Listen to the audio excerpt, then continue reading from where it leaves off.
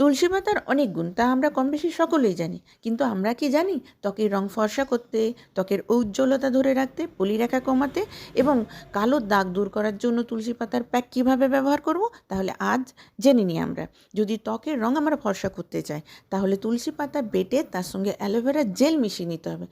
টাটকা জেলও চলবে, মানে অ্যালোভেরা গাছ থেকে তুলে অল্প পরিমাণে জেল বার করে নিয়ে তার সাথে মিশিয়ে যদি আমরা লাগাই এবং তার 15 মিনিট পর তুলে দিয়ে সপ্তাহে 2 দিন করলে ত্বকের রং ফর্সা হবে।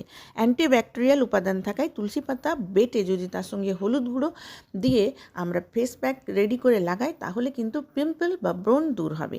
আর দাগহীন ত্বকের জন্য তুলসী পাতা বেটে তার সঙ্গে অল্প মধু এবং একটু অল্প পরিমাণে 2-3 ফোঁটা যদি লেবুর রস দিয়ে আমরা লাগাই, তাহলে আমাদের কিন্তু ত্বকের মধ্যে কালচে দাগ, পিগমেন্টেশন যেটা রোদে পোড়ার দাগ, এগুলো কিন্তু উঠে যাবে। অবশ্যই যদি ত্বকে অ্যালার্জি না থাকে, কারণ লেবুর রস ত্বকের মধ্যে একটা সমস্যা সৃষ্টি করতে পারে।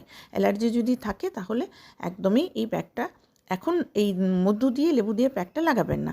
আর তুলসী পাতা বেটে যদি আমরা গ্লিসারিন দিয়ে মাসাজ করি, তাহলে কিন্তু ত্বকের উজ্জ্বলতা থাকবে।